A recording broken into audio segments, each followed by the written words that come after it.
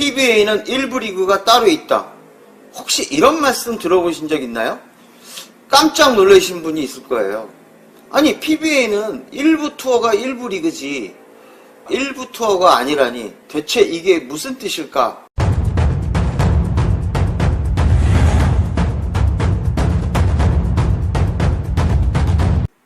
PBA는 1부 리그가 따로 있다.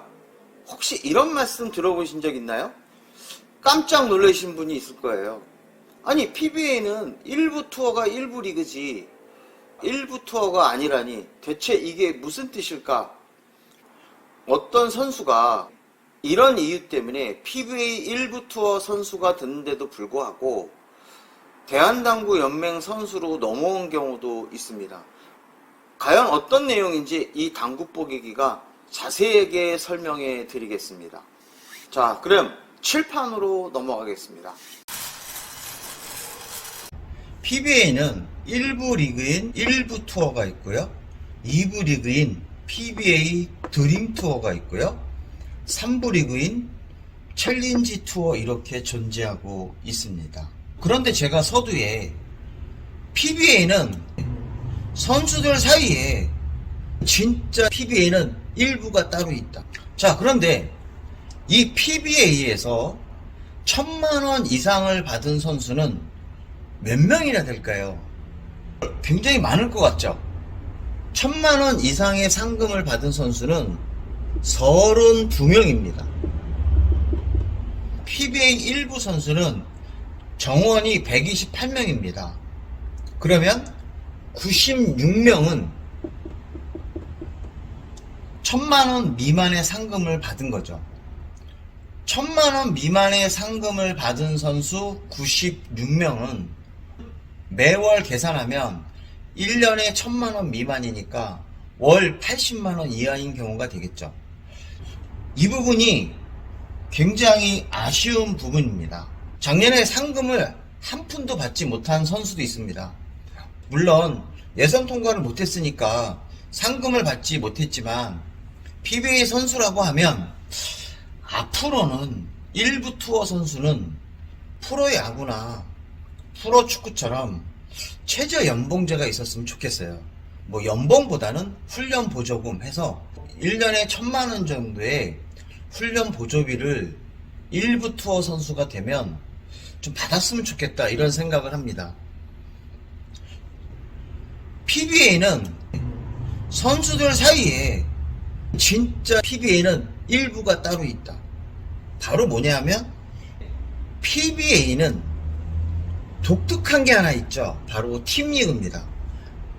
그래서 선수들 사이에서는 팀리그를 1부 리그, 1부 투어는 2부다. 그리고 드림 투어는 3부다. 챌린지 투어는 4부다. 이렇게 말을 하고 있습니다.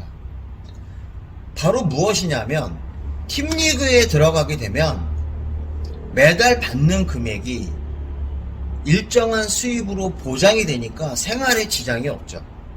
마치 팀리그는 최저 연봉을 받고 당구선수 생활을 하는 거랑 마찬가지다. 이런 의미로 인해서 같은 1부 투어 선수인데도 팀리그에 들어가지 않으면 본인을 2부라고 생각하는 경우도 있다는 거예요. 그럼 팀리그 선수들은 어느 정도의 연봉을 받느냐?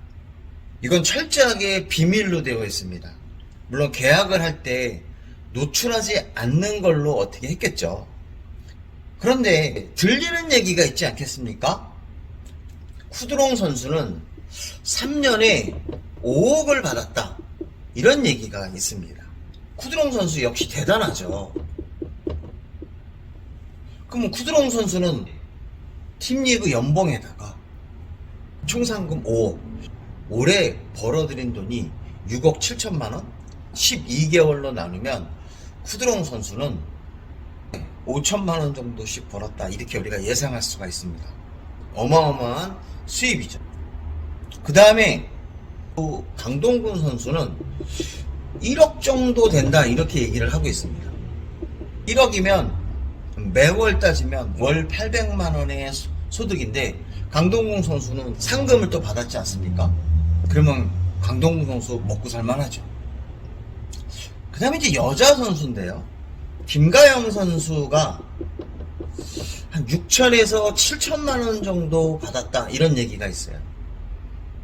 그러면 김가영 선수 같은 경우는 매월 계산하면 김가영 선수의 연봉을 6천이라고 잡았을 때 월 500만 원 정도의 수입이 생긴다, 이렇게 얘기할 수 있겠죠. 김가영 선수는 상금도 꽤 받았으니까 이 정도면 안정된 선수 생활을 하고 있다고 말씀드릴 수가 있습니다.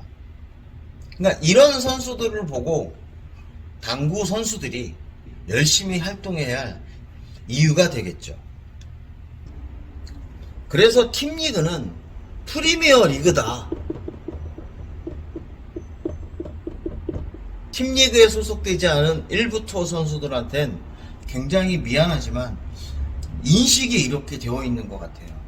저의 개인적인 생각이 아니라 이렇게 느끼고 있는 선수들이 있다는 겁니다.